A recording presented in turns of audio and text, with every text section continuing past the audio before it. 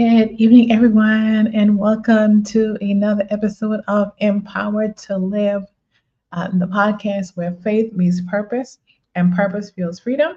I'm your host, Andrea Rose Butler of the Becoming Women's Network, and tonight we are starting a brand new series.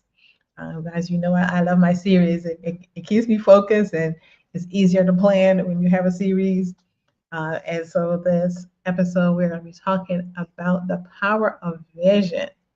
Vision, and it kind of fed over from last week's episode when we talked about vision.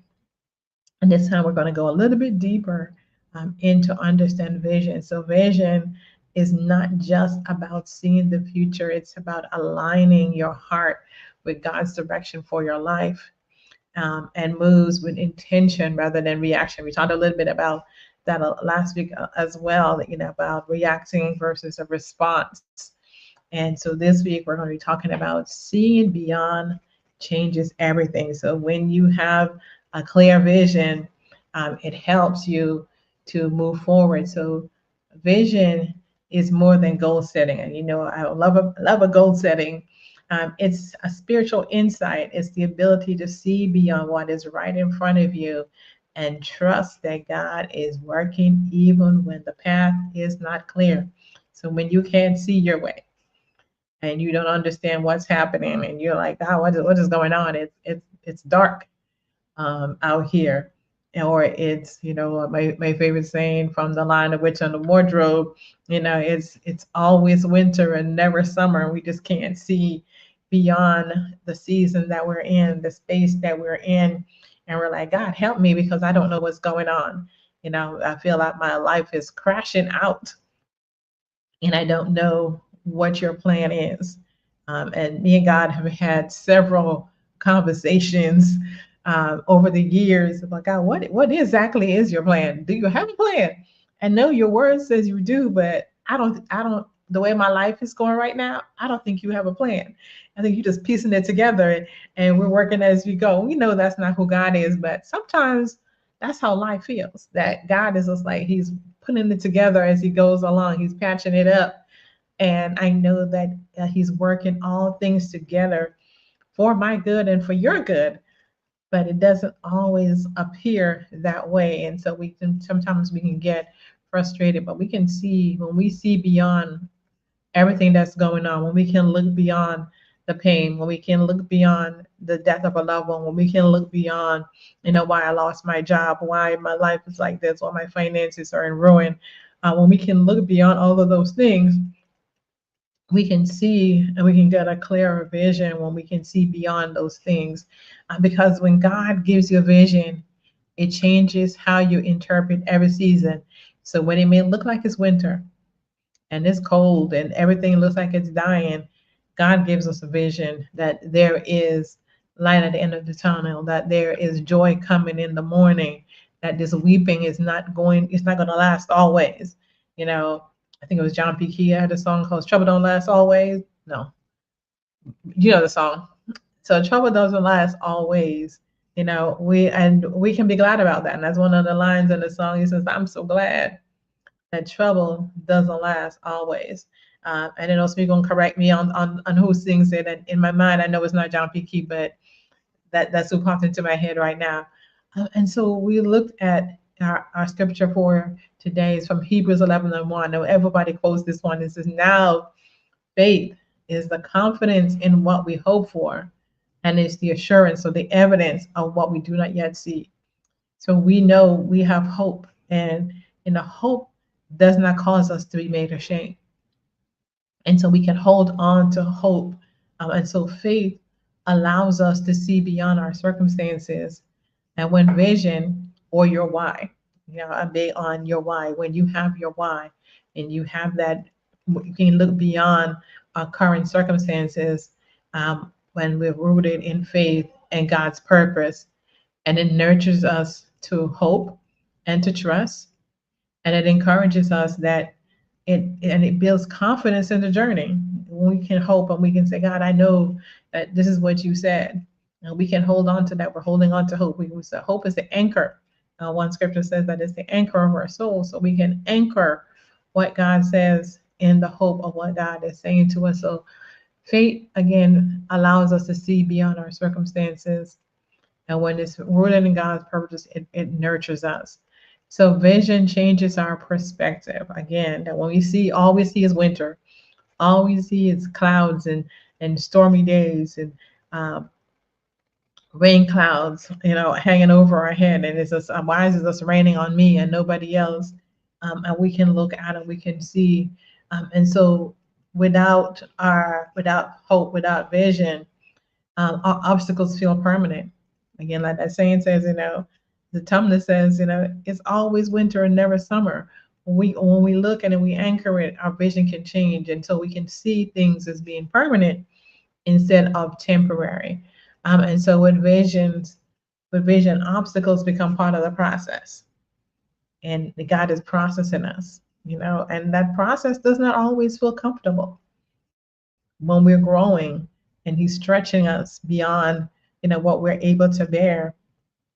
And we're like, God, I'm about to pop, like a rubber band, and you stretch it too much. Sometimes we feel like, God, I'm at the breaking point, and I've had several of those in my life where I'm like, God, I'm about to break, you know, and I need you to step in. And, people always say, well, God gives, all these troubles to his strongest soldiers. No, I don't agree with that. I don't agree with that. It's not that God gives anything to, because God doesn't give it, he allows it. But God is not the one who brings that onto us. And so we shouldn't tell people that, that when they're facing difficulties, that this is happening because God has given it to us because we're strong. Life circumstances happen to us. And, whether by our choices, whether by somebody else's choice, and sometimes just life in general happens. And we have difficult seasons, sicknesses come, death comes, loss of jobs come, all of these things. And I face a lot of those sicknesses, terminal illnesses, all of these things, near death, divorce, all these things happen in life. And they are sometimes, when they accumulate, again, this is where we get into that feeling where I'm like, God, I'm at my breaking point. And then, the worst is that he gives a way of escape. But sometimes I'm like, God, that the way of escape is blocked. I don't see a way out. And sometimes he has to give us vision. He gives us vision for that reason. He changes our perspective, and we can look and say, this is not a permanent situation. And that we recognize that it's a part of the process. And vision doesn't deny difficulties, but it gives us context as we are growing, and as we're learning. Joseph had a vision before he was in the pit. And I know when he was in that pit, when his brothers were sitting around eating, and he was in that pit saying, help me, and I can't get out, and what are you guys doing? And he heard them talking about killing him, and he was in that pit. I'm pretty sure, at 17, his life was flashing before his eyes. He was like, I haven't lived anything yet. And what about the vision God gave me? What about my dream? So he probably had some moments where he felt discouraged, because he's there. Here are the people who are supposed to love me are talking about ending my life. And then, another one comes and he tells me that I'm in a strange land where I don't speak the language. I don't know these people. I've had servants. Now I am the servant. And then somebody lies on him. He ends up in jail. And he's there for an extended period of time, almost 20 years, that he spends in prison for a crime he didn't commit. And I know he was just like, but God, you gave me a vision. You told me that my siblings and my parents and people were going to bow down before me, and I was going to be this great ruler. But here I am in prison. But God he was in the process. Same thing with David. David was anointed king. He was also around 17, something about that 17. And he leaves his father's home. He slays Goliath, and he's like, yes, look at me. I'm this big man. I killed this giant. And, everybody's like praising him. But it was a process. He needed to learn humility, because he kills Goliath when he's only 17 years old. He's a young boy. And can you imagine the big head he had when this happens? Everybody's praising him. The king wants to give him, all his wealth. He's got all this stuff. He hasn't learned responsibility. He hasn't learned how to handle the weight of what he was given. So he had to go through the process. And that process was running from his life. The process was learning how to survive with little. The process was drawing close to God so that he became a man after God's own heart. But he had to go through a process. Esther, before, she had a vision, but she had to take a risk.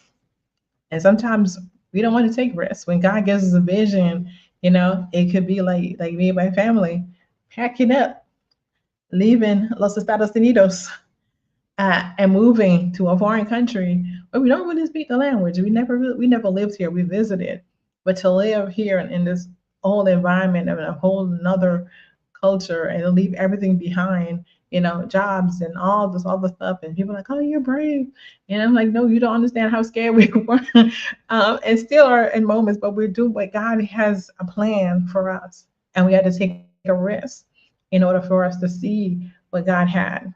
And sometimes that risk, again, is stepping out of the place of comfort and moving into a space where, everything is unfamiliar. You notice that all of these situations that God moved David and Joseph and Esther into places that were unfamiliar.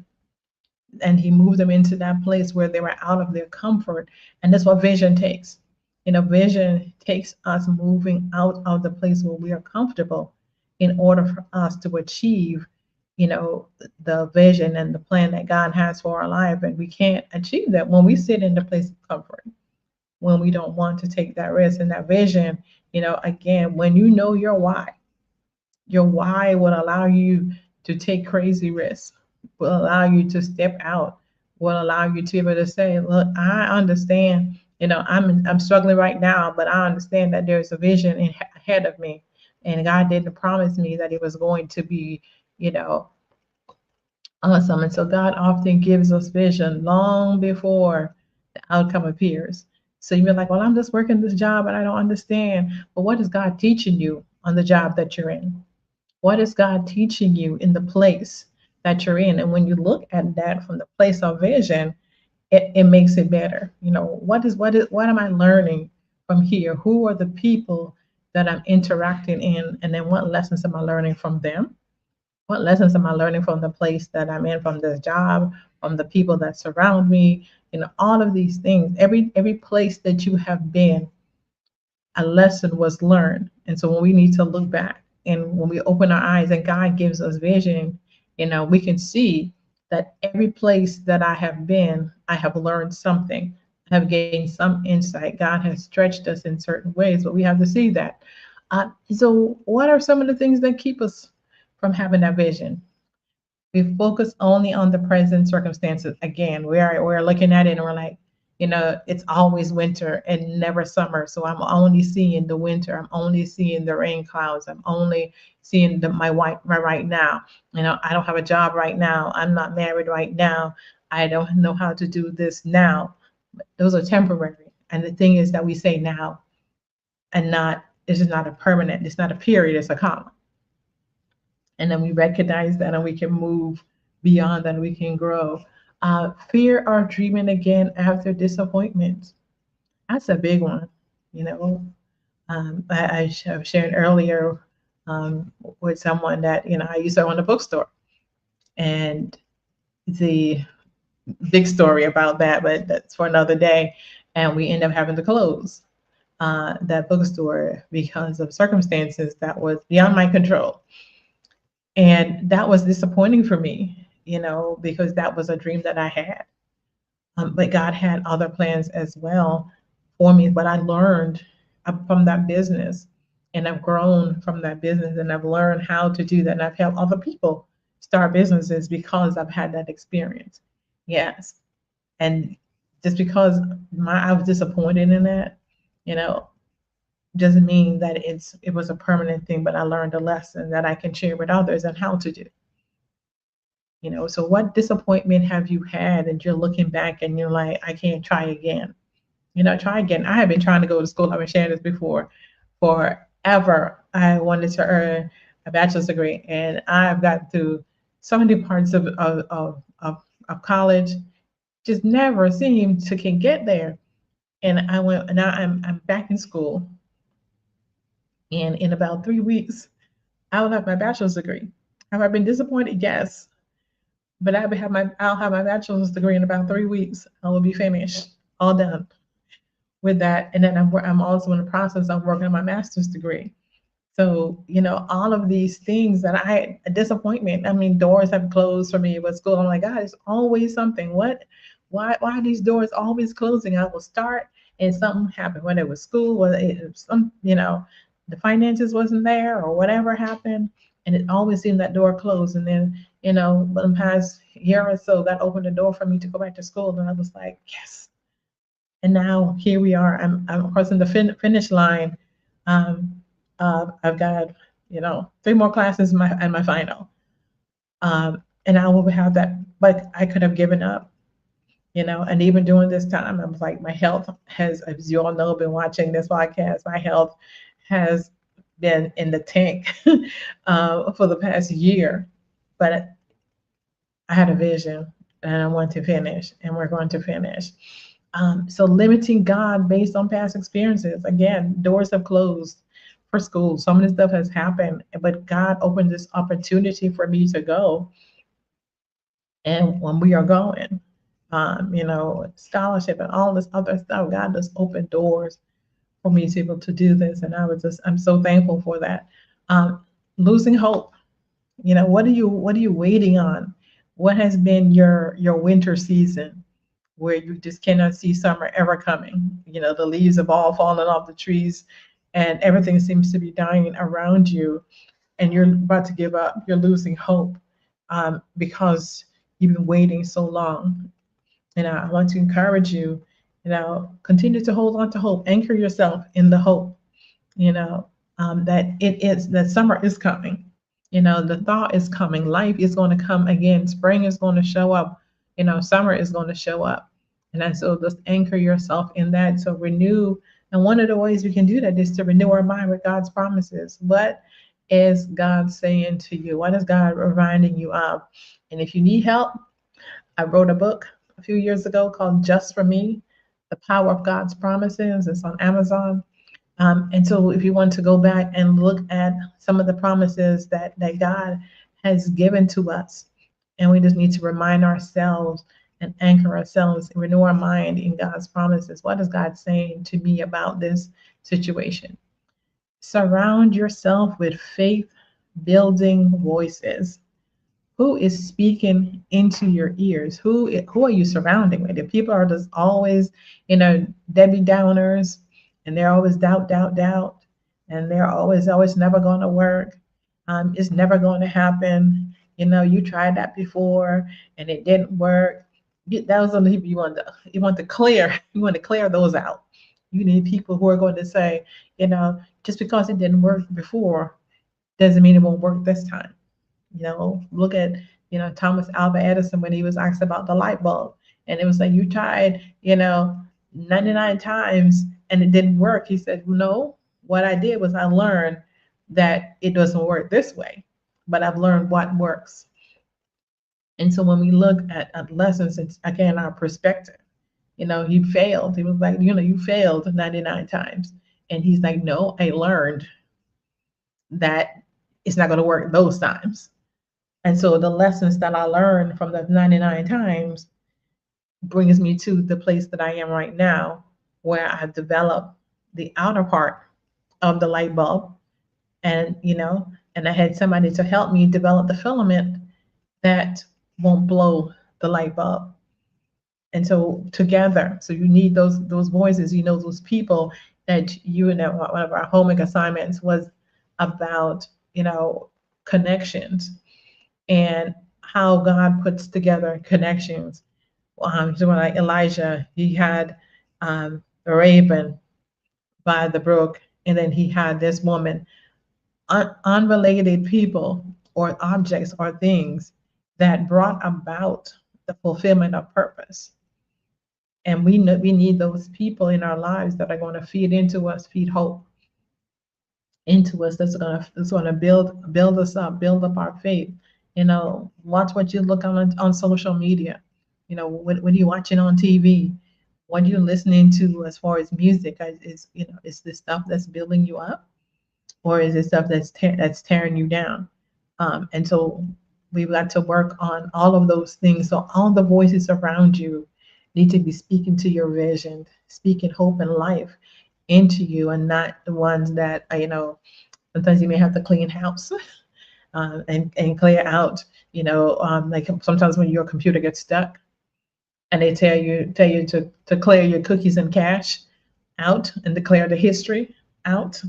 Sometimes we have to do that with our lives. We need to clear out the cookies. So those are those um, things from websites that you've been to that track you. Sometimes they can clog you up, and it makes it easier for you to return back to those websites. And so when you clear out those cookies and the caches that turn you back to your former places, we need to do a history delete and clear out the cookies and cache and delete your history, delete your browsing history, because you don't want all those things to make it easy for you to go back and find. So we go in and clear those out.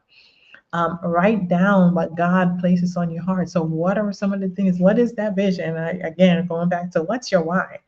I share in my book, Renewing Your Dreams, that what's that one thing that you can't get rid of, that you keep coming back to it over and over again? For me, was this the Becoming Women's Network.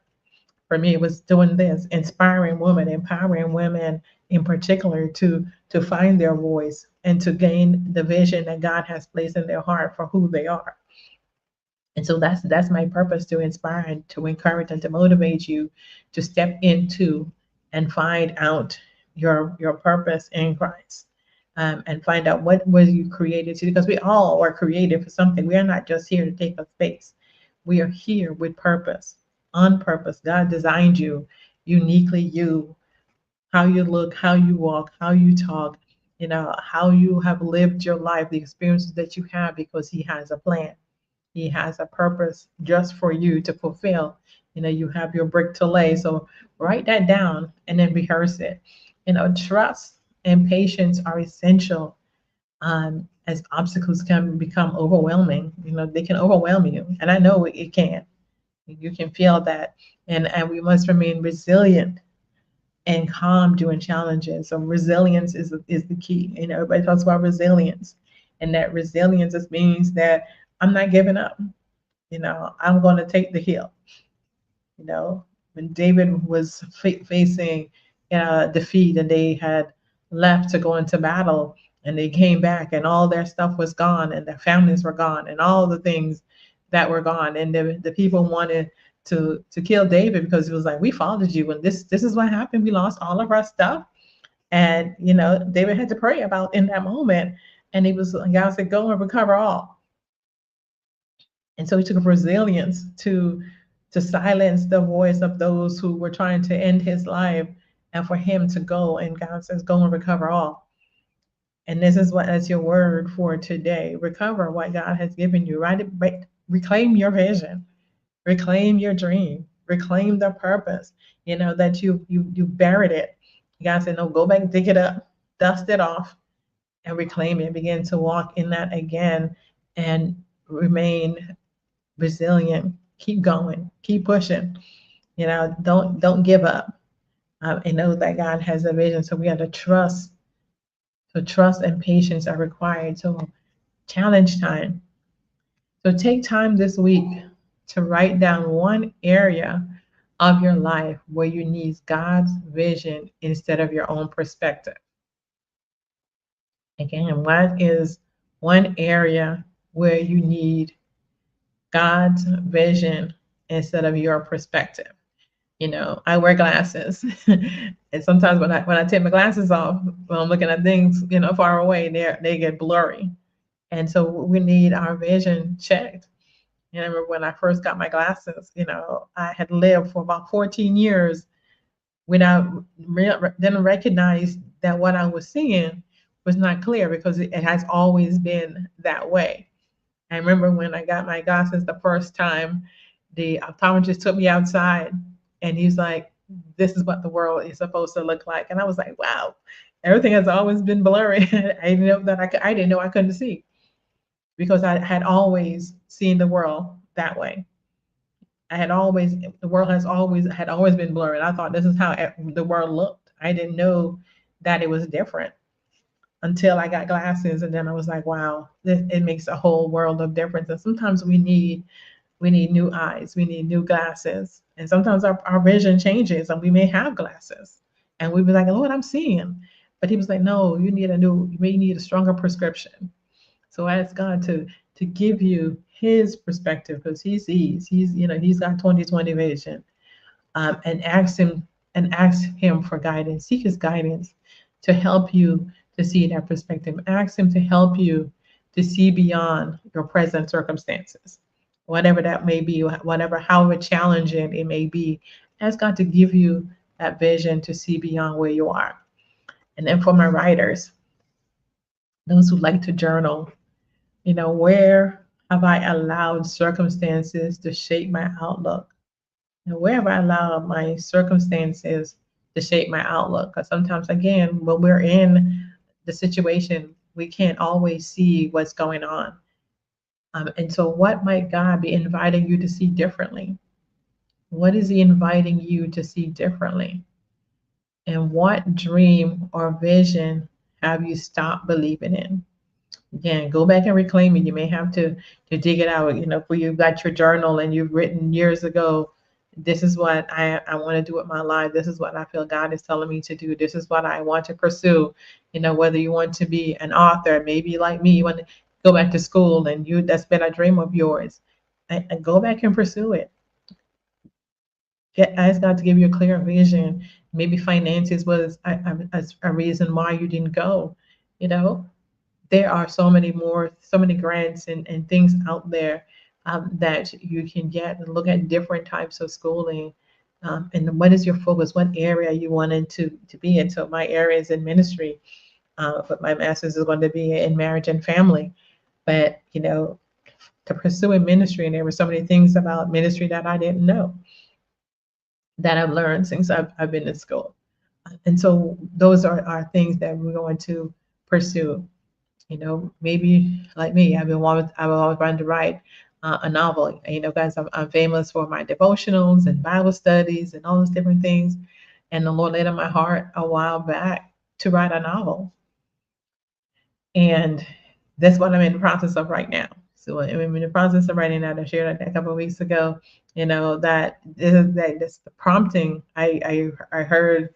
I was listening to something, and they said, "Destiny's Hope," and that just struck me, and I was just like, "Wow, that sounds like a good book title," But I was thinking, "Oh, this is gonna be another like Bible study." And I was like, "Mm-mm."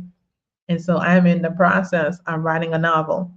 Pray for me because I was sharing earlier with someone, and I said I put it in chat, and I was like, I've written this much. I've got like about 9,000 words, and chat was like, and I was like, how is this for a novel?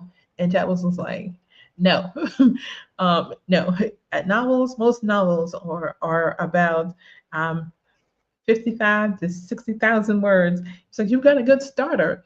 And this is a great memoir, but this is not resellable as it stands.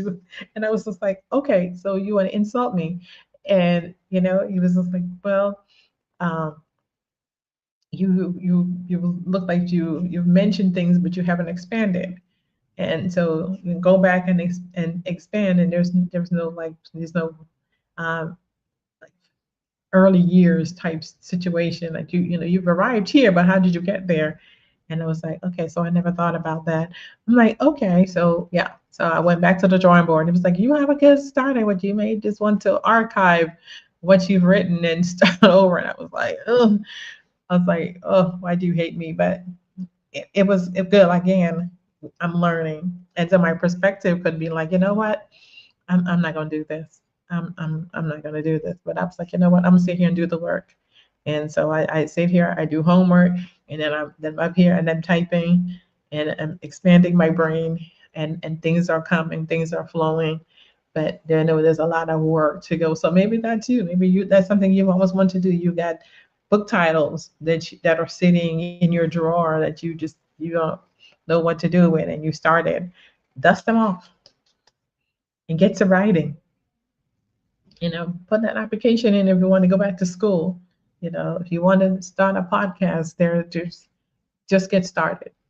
There are so many tools out there, and I can tell anyone, if you need help getting started, message me, and I'll be more than happy. You can go to my website and book a consultation call. We can just talk through it. I did that with a friend, a former coworker. She was just like, "I'm thinking about writing a book." I said, "Go to my website, book a consultation call, let's talk." And we did, and we came up with title, sort of like chapter outlines, formatting, all this other stuff, just brainstorming. And so if that's what you need to do, there is no cost. Let's work on this. Let's get it together. And so, have that dream or vision that you stop believing in. Let's pull it out and let's work on it. We're empowered to live. That's what we're going to do. We're empowered to live the vision that God has called us to do. And so if today's message resonated with you, share this episode with someone who needs encouragement to keep believing. And remember that vision begins when we allow God to shape what we see. We allow Him to change our perspective. And so I'll see you again next Thursday as we continue our series on the power of vision, how to create God-centered vision. And so just join us next week. Again, share it with a friend. And if you miss any episodes of the podcast, you can go to my YouTube channel, check it out there. Subscribe so you don't miss any new episodes that come up. And I appreciate all of you. You have a wonderful night. And remember to stay empowered. Bye-bye.